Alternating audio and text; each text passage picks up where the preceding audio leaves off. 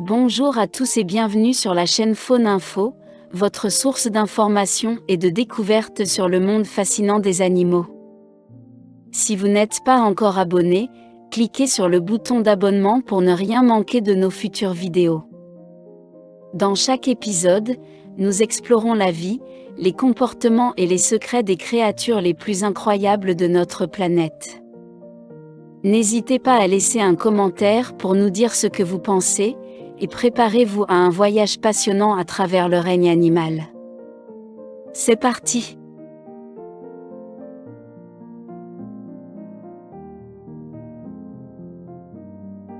Le panda géant, Astérisque Eluropoda melanoleuca astérisque est une espèce emblématique, souvent associée à des sentiments de douceur, d'innocence et de paix. Sa fourrure noire et blanche distincte, ses yeux en forme de taches sombres et son allure pelucheuse font du panda un animal particulièrement apprécié et adoré dans le monde entier. Originaire des montagnes du centre de la Chine, le panda est considéré comme un symbole national dans ce pays, au point d'être utilisé comme un outil diplomatique dans ce qu'on appelle la diplomatie du panda.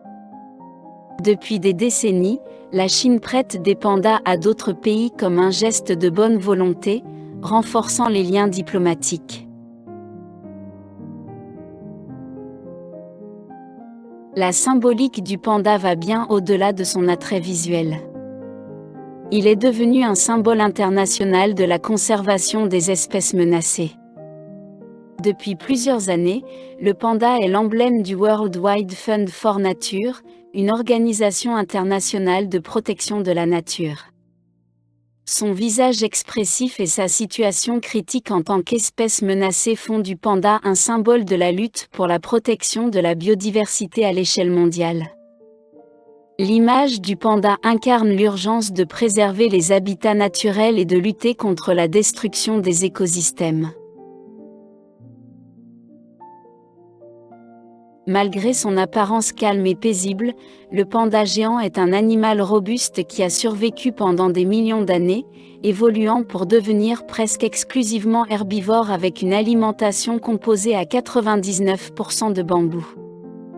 Cette spécialisation alimentaire a cependant contribué à sa vulnérabilité, car les pandas sont désormais largement dépendants de l'existence de forêts de bambou pour survivre. Autrefois plus largement répandu, le panda géant a vu sa population chuter en raison de la déforestation et de la fragmentation de son habitat. Aujourd'hui, on estime qu'il reste environ 1800 pandas à l'état sauvage, principalement confinés dans des réserves naturelles chinoises.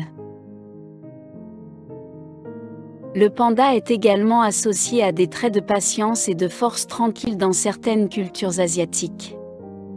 Sa lenteur et son mode de vie paisible sont souvent vus comme des qualités à émuler.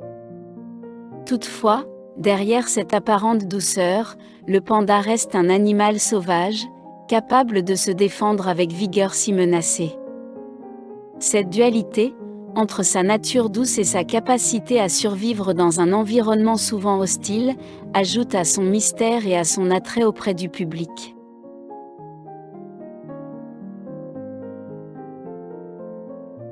Les pandas géants, avec leur apparence unique et leur comportement, captivent les cœurs du monde entier, et l'adorabilité de ces créatures n'est pas seulement due à leur apparence. Plusieurs caractéristiques, tant physiques que comportementales, contribuent à l'adorabilité des pandas et les rendent irrésistibles pour les humains. L'une des principales raisons pour lesquelles les pandas sont perçus comme adorables est leur apparence physique. Leur pelage noir et blanc distinct est non seulement visuellement frappant, mais il crée également une illusion d'expression faciale attendrissante, comme si le panda portait constamment un masque en forme de sourire ou de curiosité. Leurs grandes taches noires autour des yeux renforcent cette perception en leur donnant un regard à la fois doux et expressif. De plus, les pandas ont un visage arrondi avec un museau court, des traits que l'on retrouve chez les jeunes animaux ou les bébés dans la nature, déclenchant instinctivement chez les humains une réponse émotionnelle de protection et de tendresse, un phénomène appelé « schéma infantile » en psychologie. Outre leur apparence, leur comportement contribue également à leur charme. Les pandas sont souvent observés en train de rouler, de grimper maladroitement aux arbres, ou de s'étendre sur le sol pour se reposer, des comportements qui les font paraître maladroits et inoffensifs. Leur manière de manipuler leur nourriture, en particulier lorsqu'ils saisissent du bambou avec leurs pattes avant et le mâchent méthodiquement, rappelle souvent celle des bébés humains ou des petits animaux jouant avec leurs jouets. Cette association avec l'innocence et la maladresse renforce l'image du panda comme un être doux et adorable. Leur taille massive et leurs mouvements lents ajoutent aussi à cette perception. Bien que les pandas puissent peser jusqu'à 160 kg, leur comportement délibérément lent et leur préférence pour la tranquillité donnent l'impression qu'ils sont calmes et pacifiques. Contrairement à d'autres animaux sauvages qui peuvent exhiber des comportements agressifs, les pandas sont généralement solitaires et pacifiques, renforçant leur image d'animaux non menaçants. De plus, leur régime alimentaire unique, composé presque exclusivement de bambou, accentue cette image. Un animal aussi imposant que le panda, vivant principalement d'une plante relativement pauvre en nutriments, semble d'autant plus fascinant et vulnérable. Leur dépendance au bambou, qui les oblige à passer des heures chaque jour à se nourrir lentement et méthodiquement, crée une perception de fragilité et de besoin de protection. Les pandas ont également un faible taux de reproduction, et leurs bébés, à la naissance, sont incroyablement petits et vulnérables, ce qui renforce encore leurs besoins apparents de soins. Les pandas incarnent également l'idée de la bienveillance passive. Dans l'imaginaire collectif, ils sont perçus comme des créatures pacifiques qui n'attaquent ni ne se battent, contrairement à de nombreux autres animaux sauvages. Bien qu'ils aient les capacités physiques pour se défendre en cas de danger, ils préfèrent généralement éviter les confrontations, ce qui renforce leur image d'animaux gentils et pacifiques. L'importance du panda en tant que symbole de conservation renforce leur adorabilité aux yeux du public. La rareté des pandas à l'état sauvage et les efforts déployés pour les protéger soulignent leur vulnérabilité, ce qui déclenche chez les humains un désir de les protéger et de les préserver. L'image du panda comme espèce en voie de disparition renforce l'empathie envers cet animal, car il incarne la lutte contre la destruction de l'habitat naturel et la survie des espèces. Les pandas géants habitent principalement dans les forêts de bambou montagneuses situées dans les régions reculées du centre de la Chine, notamment dans les provinces du Sichuan, du Shaanxi et du Gansu. Ces forêts, qui constituent l'habitat naturel du panda, sont caractérisées par leur biodiversité unique, leur climat humide et leurs vastes étendues de bambou. Elles se situent à une altitude comprise entre 1200 et 4000 mètres, là où les températures sont fraîches et où les précipitations sont fréquentes, créant ainsi les conditions idéales pour la prolifération des bambous, principal aliment du panda géant.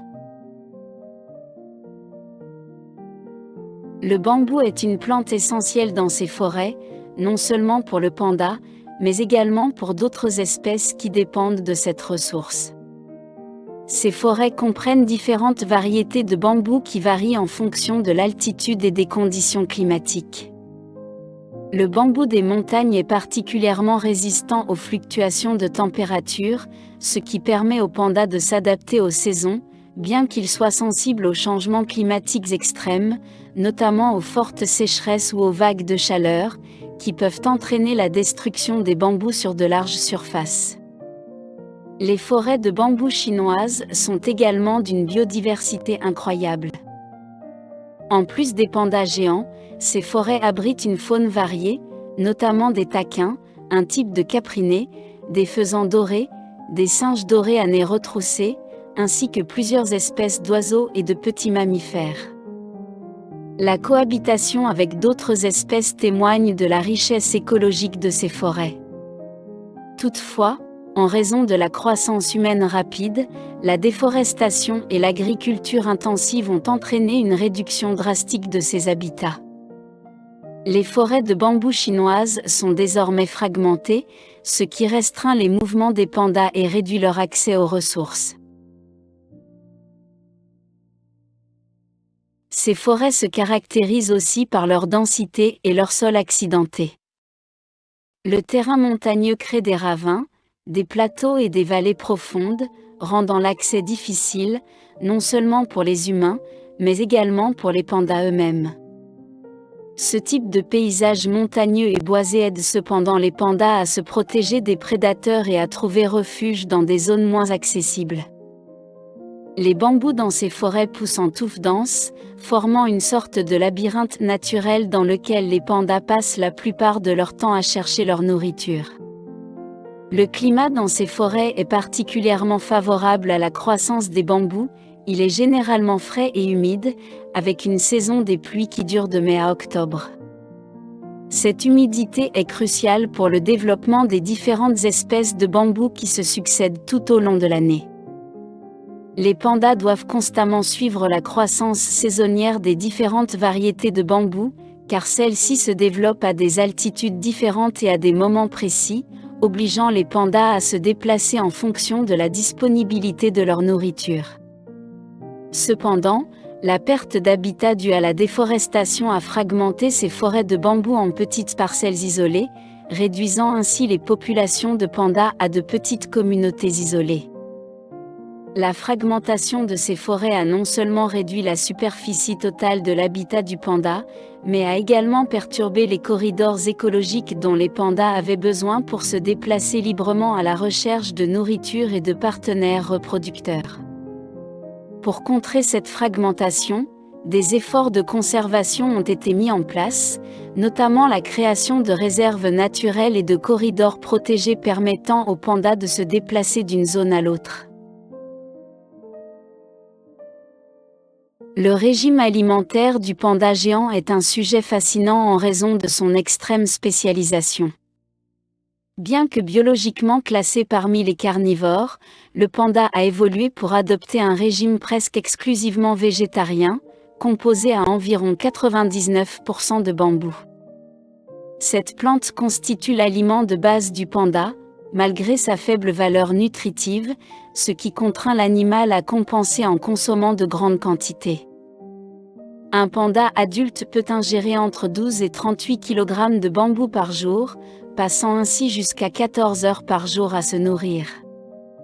Cette alimentation particulière influence directement son comportement, son métabolisme, et même son mode de vie. Le bambou est une plante riche en fibres, mais pauvre en nutriments essentiels, notamment en protéines et en matières grasses, ce qui rend son assimilation par le panda particulièrement inefficace. Bien que le panda possède encore le système digestif d'un carnivore, avec un estomac simple et un intestin relativement court, il ne dispose pas des bactéries nécessaires pour digérer complètement la cellulose du bambou. En raison de cette inefficacité digestive, les pandas doivent compenser en mangeant de grandes quantités de bambou pour obtenir les nutriments dont ils ont besoin. Pour cette raison, ils passent la majorité de leur temps à chercher et à consommer du bambou, leur apportant principalement des glucides issus des tiges et des feuilles. Le bambou, bien qu'étant l'aliment de base, existe en plusieurs variétés que les pandas consomment en fonction des saisons et des altitudes. Le bambou pousse de manière cyclique, ce qui signifie que différentes parties de la plante sont disponibles à différents moments de l'année. Par exemple, pendant la période de croissance, les jeunes pousses tendres et les feuilles sont riches en nutriments et sont préférées par les pandas. Cependant, en dehors de cette saison, ils se rabattent sur les tiges plus ligneuses et les racines, qui sont plus difficiles à mâcher et à digérer. Cette variabilité saisonnière oblige les pandas à migrer à travers les forêts de bambou, suivant les cycles de croissance pour trouver les parties les plus nutritives. Pour faciliter la consommation de bambou, les pandas possèdent plusieurs adaptations anatomiques uniques. L'une des plus notables est leur pseudopouce, une extension osseuse modifiée du poignet qui agit comme un pouce opposable. Ce pseudopouce permet aux pandas de saisir et de manipuler les tiges de bambou avec une grande dextérité, leur permettant de casser et de peler les tiges pour atteindre les parties les plus tendres. De plus, leur puissante mâchoire et leurs molaires larges et plates sont spécialement conçues pour broyer les tiges dures du bambou, facilitant ainsi leur ingestion. Bien que les pandas soient principalement herbivores, ils ne sont pas strictement exclusifs au bambou. En de rares occasions, ils peuvent consommer d'autres aliments tels que des petits mammifères, des oiseaux ou des charognes. Ces cas sont cependant exceptionnels et représentent une infime fraction de leur alimentation. Cette capacité à consommer de la viande suggère que leur appareil digestif conserve certaines caractéristiques de leurs ancêtres carnivores, mais l'évolution a clairement favorisé une spécialisation vers le bambou. La dépendance presque totale des pandas au bambou les rend particulièrement vulnérables aux changements environnementaux. Le bambou est sensible aux variations climatiques, et il se reproduit selon un cycle spécifique qui peut entraîner la mort de certaines forêts de bambou avant leur régénération. De plus, la fragmentation de l'habitat due à la déforestation humaine réduit la quantité de bambou disponible pour les pandas, les forçant parfois à se contenter de forêts moins denses en nourriture. Cela a un impact direct sur leur santé et leur reproduction, car une alimentation insuffisante peut entraîner une baisse de la fertilité ou des problèmes de malnutrition. Le panda géant est surtout connu pour son comportement solitaire, une caractéristique qui le distingue de nombreuses autres espèces animales. Les pandas passent la majorité de leur vie seuls, ne cherchant la compagnie d'autres pandas que pour des occasions spécifiques, principalement liées à la reproduction. Ce comportement solitaire est le résultat d'une adaptation à leur environnement et à leur régime alimentaire, mais il présente aussi des subtilités et des variations intéressantes selon les circonstances et les périodes de la vie du panda. L'une des principales raisons pour lesquelles les pandas adoptent un mode de vie solitaire est la compétition pour la nourriture. Leur habitat, les forêts de bambou, peut être limité en ressources, et comme leur alimentation dépend presque exclusivement de cette plante, vivre seul réduit la concurrence pour les zones riches en bambou. Si plusieurs pandas occupaient une même zone de manière permanente, la disponibilité du bambou serait rapidement épuisée, ne laissant pas assez de nourriture pour subvenir à leurs besoins nutritionnels élevés. En conséquence, chaque panda établit et défend son propre territoire, qui peut s'étendre sur plusieurs kilomètres carrés, selon la disponibilité du bambou dans la région. Ces territoires sont marqués par des moyens olfactifs, principalement à travers des marques de glandes anales laissées sur les arbres ou les rochers, ainsi que par des frottements de leur corps contre les surfaces et des marques d'urine. Ces signaux olfactifs permettent aux pandas de communiquer de manière passive, en informant les autres individus de leur présence sans avoir besoin d'interaction directe. Cette méthode de communication à distance est un élément clé du comportement solitaire du panda, car elle évite les rencontres agressives tout en maintenant des frontières claires entre les individus. Malgré leur nature solitaire, les pandas ne sont pas totalement asociaux. Les périodes de reproduction, qui ont lieu une fois par an au printemps, voient les pandas chercher activement des partenaires pour s'accoupler. Les femelles entrent en estrus pour une période très courte, seulement 2 à 3 jours, ce qui les oblige à interagir avec des mâles pendant cette fenêtre de fertilité. Pendant cette période, plusieurs mâles peuvent courtiser une même femelle, et des comportements plus sociaux ou compétitifs peuvent émerger, notamment des grognements, des postures de dominance, et parfois des combats entre mâles. Cependant, ces interactions sont brèves, et une fois l'accouplement terminé, les pandas retournent rapidement à leur vie solitaire. Les interactions sociales sont également plus fréquentes chez les jeunes pandas. Les bébés pandas restent avec leur mère jusqu'à l'âge de 18 à 24 mois, période pendant laquelle ils apprennent les bases de la survie, telles que la recherche de nourriture et la navigation dans leur habitat. Durant cette période, les mères sont extrêmement protectrices envers leurs petits, et les deux partagent une relation très étroite. Cette phase d'interaction intense entre la mère et son petit est cruciale pour la survie des jeunes pandas, car elle leur permet d'acquérir les compétences nécessaires avant de se séparer et de mener une vie indépendante. En dehors de la période de reproduction et de l'éducation des petits, les interactions entre pandas adultes sont rares. Cependant, il existe quelques exceptions à leur comportement solitaire.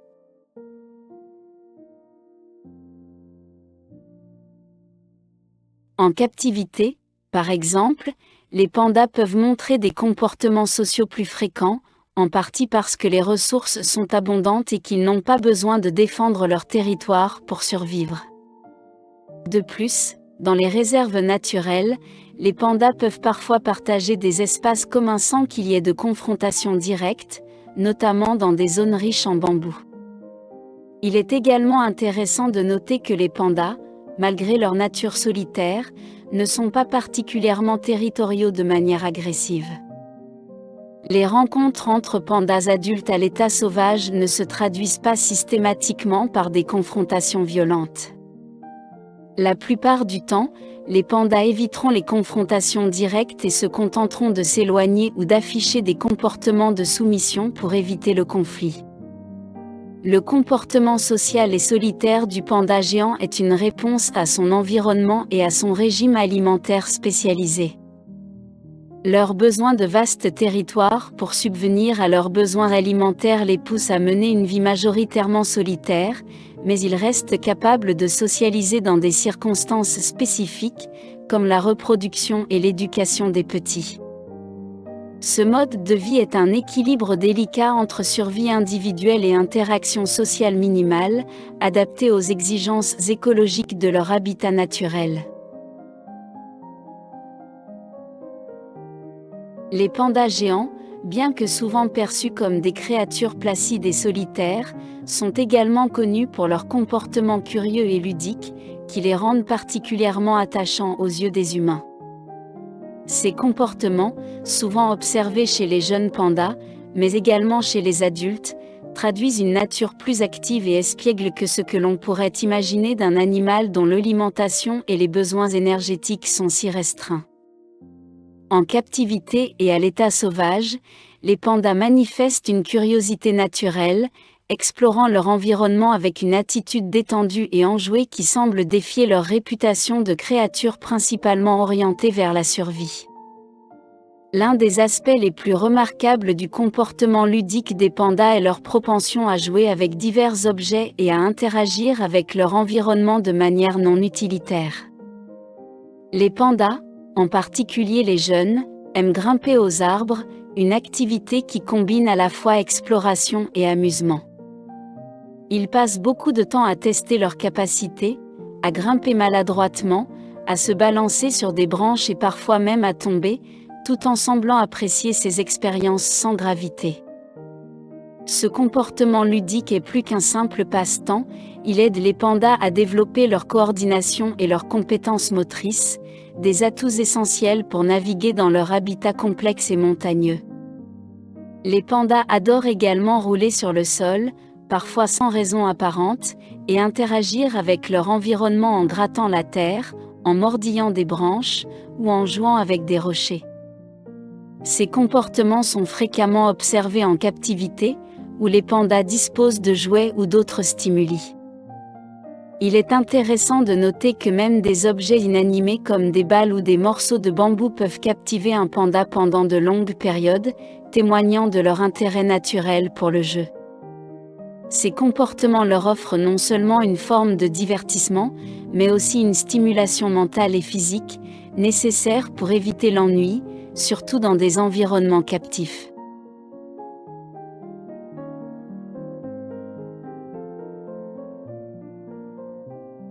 Le comportement ludique des pandas peut également être interprété comme un moyen d'interaction sociale, notamment entre les jeunes frères et sœurs ou entre les jeunes et leur mère. Dans la nature, Les bébés pandas, encore sous la garde de leur mère, sont particulièrement joueurs, participant à des séances de bagarre douces avec leurs frères ou sœurs ou avec leur mère. Ces jeux de bagarre permettent non seulement de renforcer les liens familiaux, mais aussi d'aider les petits à développer les compétences de survie essentielles, comme l'équilibre, la coordination et la force. De plus, les pandas sont souvent vus en train de s'entraîner à des comportements qui les prépareront à l'âge adulte, tels que l'escalade d'arbres, qui les aident à échapper aux dangers potentiels. Un autre comportement intrigant est leur tendance à se vautrer dans des positions souvent inhabituelles ou comiques. Les pandas sont fréquemment vus assis avec leurs pattes arrière étendues devant eux, ou couchés sur le dos en mangeant du bambou. Ces postures détendues, combinées à leur apparence ronde et pelucheuse, accentuent leur image de douceur et de calme. Ces comportements sont aussi souvent accompagnés d'expressions faciales qui semblent anthropomorphiques, comme s'ils étaient étonnés ou ravis de leur environnement, renforçant encore davantage leur attrait auprès du public.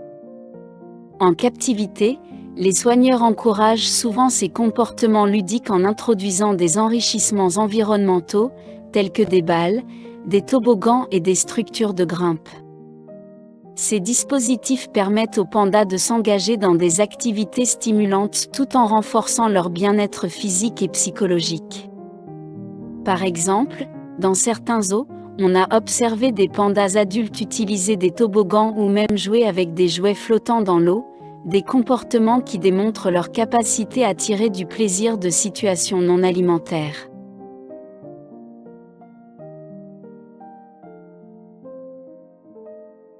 En revanche, dans la nature, bien que ces comportements ludiques soient plus discrets en raison des contraintes environnementales, ils ne disparaissent pas pour autant. Les jeunes pandas jouent souvent à cache-cache dans les buissons ou s'amusent à chasser des feuilles dans le vent. Ils peuvent aussi être vus en train de jouer avec des branches ou des cailloux, un comportement qui, bien que moins fréquent chez les adultes en milieu naturel, perdure tout de même à travers des interactions occasionnelles avec l'environnement. Le panda géant est une espèce emblématique qui se distingue par ses caractéristiques physiques uniques, alliant une taille impressionnante et une fourrure distinctivement marquée. En tant que plus grand des ours vivants aujourd'hui, le panda géant présente une stature robuste et un physique adapté à ses besoins alimentaires et environnementaux. Les pandas adultes mesurent généralement entre 1,2 et 1,9 mètres de long, sans inclure la queue, et peuvent atteindre une hauteur de 60 à 90 cm au niveau des épaules lorsqu'ils sont sur leurs pattes arrière. Cette taille impressionnante est complétée par une constitution corporelle massive, avec des mâles pouvant peser entre 85 et 125 kg, tandis que les femelles sont légèrement plus légères, pesant entre 70 et 100 kg. La fourrure du panda géant est l'une de ses caractéristiques les plus reconnaissables. Elle est dense et épaisse, une adaptation au climat frais et humide des montagnes chinoises où ils vivent. La fourrure est principalement blanche avec des marques noires distinctives autour des yeux, des oreilles, des pattes et des épaules. Ces marques sont non seulement distinctives mais jouent aussi un rôle potentiel dans la communication visuelle entre les pandas. Le contraste entre le blanc et le noir est accentué par la présence d'une sous-couche de poils plus longs et plus rugueux, qui aide à isoler l'animal contre le froid. Les pandas géants possèdent également plusieurs caractéristiques physiques distinctives qui les différencient des autres ours. Leur tête est ronde avec de grandes oreilles noires arrondies qui sont très mobiles et jouent un rôle dans la détection des sons environnants. Les yeux du panda, entourés de leurs marques noires, ont une forme particulière qui contribue à leur apparence expressive. Une autre caractéristique importante est leur pseudopouce, une extension osseuse du poignet qui fonctionne comme un pouce opposable. Cette adaptation est essentielle pour leur capacité à manipuler les tiges de bambou, leur principale source de nourriture. Ce pseudo-pouce leur permet de saisir et de décortiquer les tiges de bambou avec une grande dextérité, facilitant ainsi leur alimentation. Les pandas géants ont également des pattes puissantes et robustes, adaptées à leur mode de vie semi-arboricole. Bien que la majorité de leur temps soit passé au sol, ils sont capables de grimper aux arbres, et leurs pattes sont équipées de griffes acérées qui leur permettent de s'agripper aux branches et de déchirer le bambou. Les griffes sont très longues et courbes, ce qui est utile non seulement pour la manipulation du bambou mais aussi pour la défense contre les prédateurs et la compétition avec d'autres pandas. Leurs dents et leurs mâchoires sont adaptées à leur régime alimentaire spécialisé. Les pandas ont de grandes molaires plates et des prémolaires puissantes qui sont conçues pour broyer les tiges dures du bambou. Leur dentition est différente de celle des autres carnivores, reflétant leur régime alimentaire herbivore presque exclusivement basé sur le bambou. Les jeunes pandas naissent avec une fourrure de couleur rose pâle, puis développent progressivement les caractéristiques distinctives noires et blanches au fur et à mesure qu'ils grandissent. Cette transition dans la couleur de la fourrure est un aspect marquant du développement des pandas et est souvent source d'admiration et d'émerveillement. Les pandas géants sont confrontés à des menaces significatives qui mettent leur survie en péril malgré les efforts de conservation. La principale menace qui pèse sur ces créatures emblématiques est la destruction de leur habitat naturel, principalement due à l'expansion agricole et à l'urbanisation. Les forêts de bambou, qui constituent le principal habitat des pandas, sont rasées pour faire place à des plantations de cultures et à des infrastructures, réduisant ainsi la superficie des zones disponibles pour les pandas.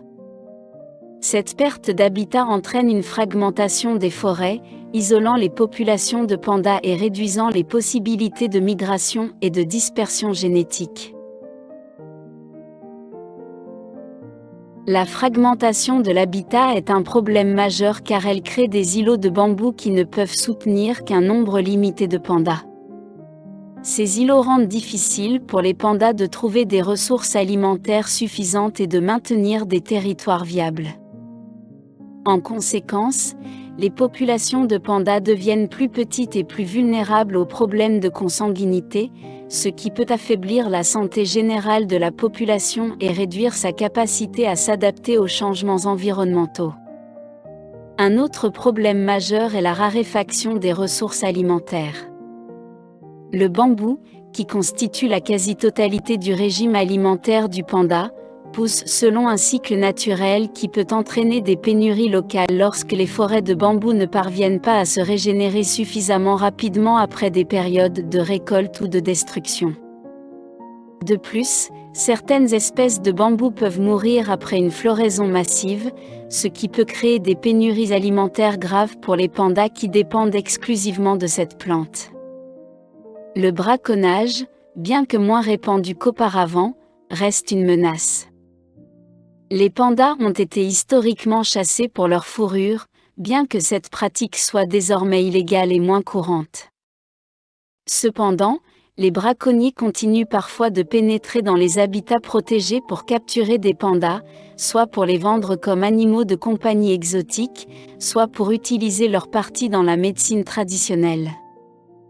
Les efforts de conservation ont contribué à réduire ces incidents, mais ils persistent dans certaines régions.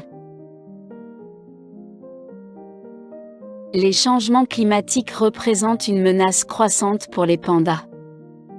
Les variations de température et les modifications des régimes de précipitation peuvent affecter la croissance et la distribution des bambous, perturbant ainsi la disponibilité de la nourriture.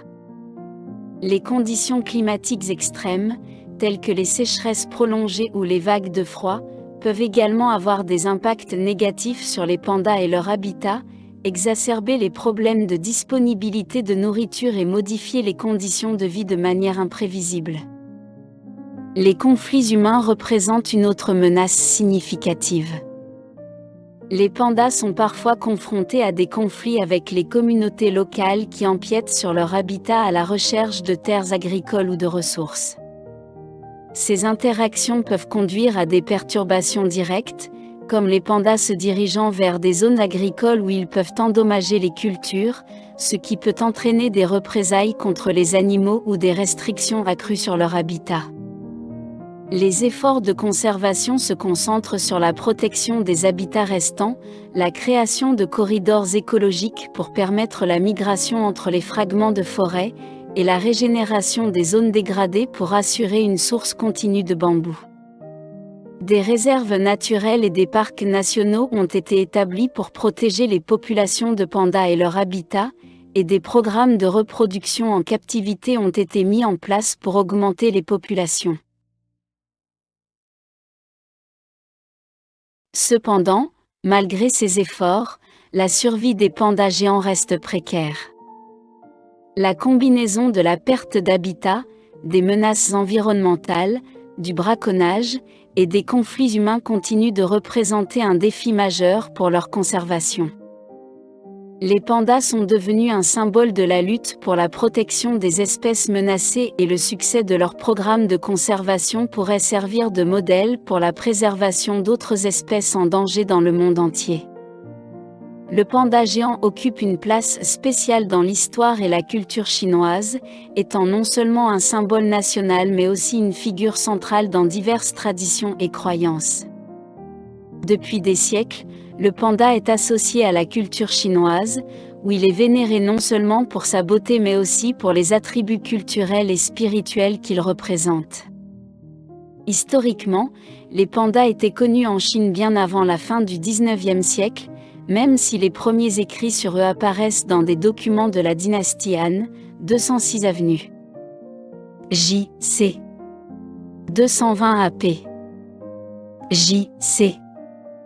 Dans ces anciens textes, le panda était souvent mentionné dans le contexte de la faune rare et exquise.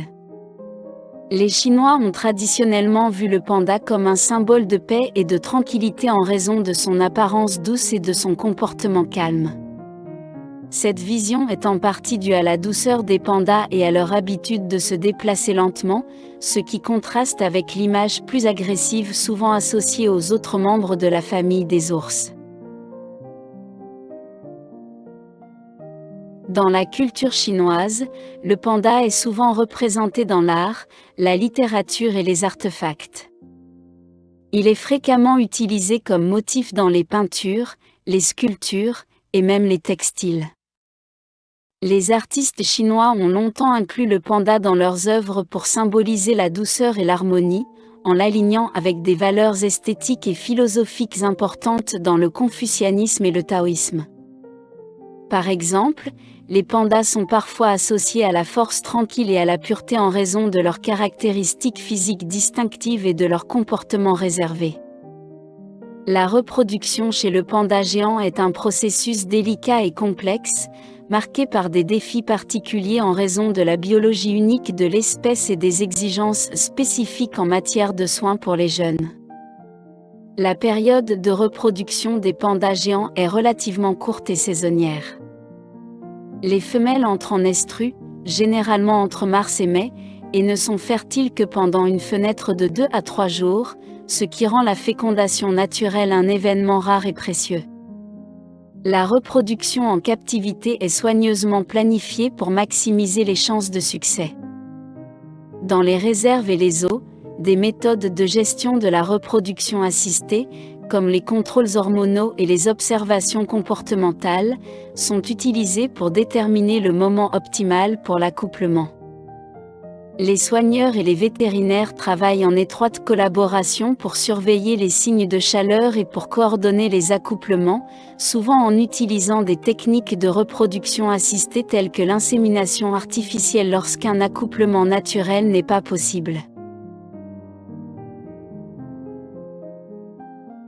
La reproduction en captivité est soigneusement planifiée pour maximiser les chances de succès.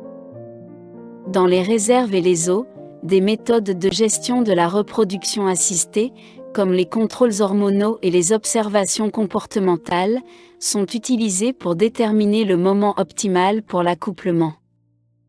Les soigneurs et les vétérinaires travaillent en étroite collaboration pour surveiller les signes de chaleur et pour coordonner les accouplements, souvent en utilisant des techniques de reproduction assistée telles que l'insémination artificielle lorsqu'un accouplement naturel n'est pas possible. Après la fécondation, la gestation dure environ 95 à 160 jours, avec une moyenne de 135 jours.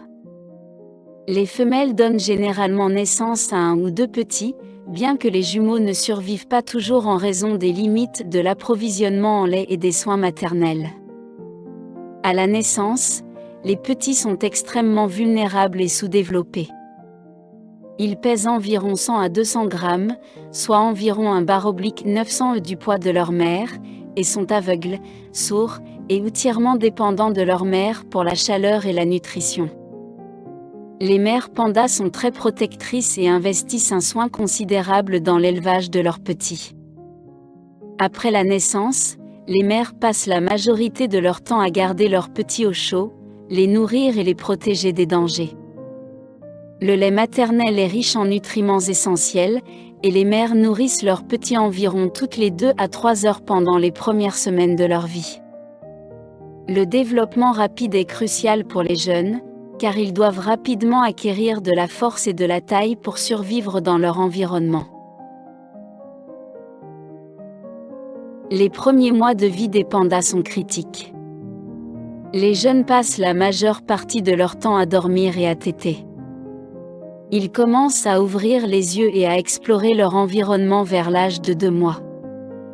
À ce stade, les mères commencent à introduire des aliments solides dans le régime alimentaire des petits, principalement sous forme de bambou finement broyé, bien que les jeunes continuent à dépendre du lait maternel jusqu'à environ 6 mois. En captivité, les soins apportés aux petits sont étroitement surveillés par les équipes de soignants.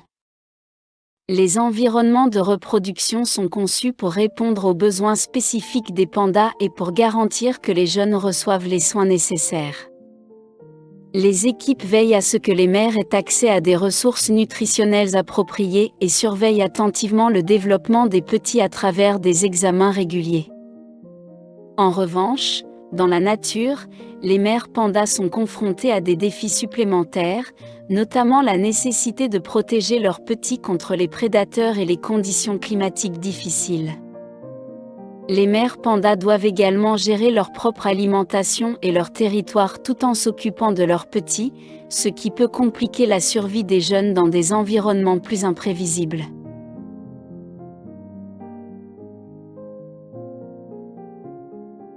Les efforts pour réintroduire les pandas géants dans leur habitat naturel sont un aspect crucial des programmes de conservation visant à augmenter les populations sauvages de cette espèce emblématique et menacée. La réintroduction des pandas est une entreprise complexe qui nécessite une planification minutieuse, une gestion attentive et une évaluation continue pour garantir le succès de ces initiatives. Les programmes de réintroduction commencent généralement par la préparation des pandas en captivité. Les jeunes pandas élevés dans des centres de reproduction en captivité sont préparés progressivement pour la vie en milieu sauvage. Cette préparation inclut des périodes de socialisation avec des pandas adultes, l'acquisition des compétences nécessaires pour trouver de la nourriture, et l'adaptation aux conditions de l'environnement naturel. Les pandas sont souvent introduits à des habitats simulés qui imitent les conditions de leur habitat naturel pour faciliter cette transition.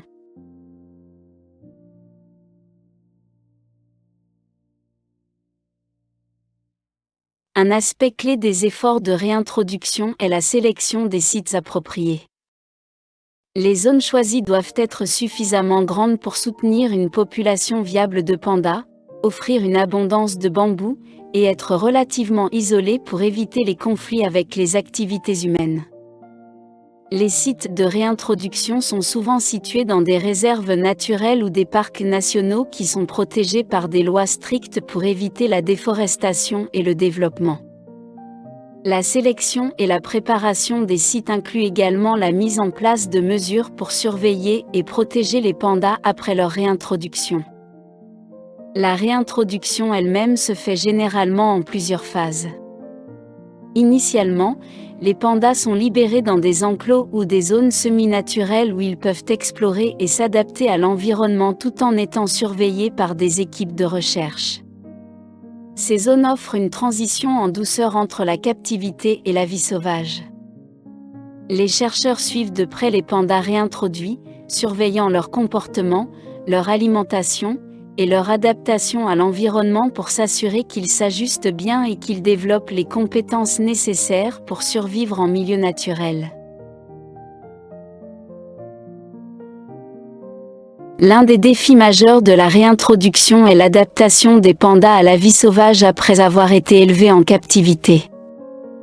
Les pandas réintroduits doivent apprendre à trouver de la nourriture, à établir et défendre un territoire, et à interagir avec d'autres pandas. Pour soutenir cette adaptation, des programmes de suivi intensif sont mis en place, incluant des coloriages GPS et des caméras de surveillance pour recueillir des données sur leurs mouvements, leur comportement et leur santé.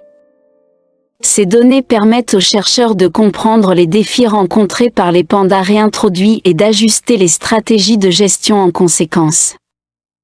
Les efforts de réintroduction sont également accompagnés de programmes de sensibilisation et de gestion communautaire pour réduire les conflits entre les pandas et les populations locales. Des initiatives sont mises en place pour éduquer les communautés sur l'importance des pandas et les bénéfices de leur conservation, tout en développant des stratégies pour minimiser les impacts négatifs des pandas sur les activités humaines telles que l'agriculture. Bien que les efforts pour réintroduire les pandas aient montré des succès notables, avec plusieurs pandas ayant été réintroduits avec succès et ayant établi des territoires dans des habitats naturels, les défis restent nombreux. La persistance de la fragmentation de l'habitat, les menaces environnementales et les conflits avec les humains continuent de représenter des obstacles significatifs. Cependant, les programmes de réintroduction offrent un espoir pour la survie à long terme des pandas géants en contribuant à la restauration des populations sauvages et à la préservation de leur habitat naturel.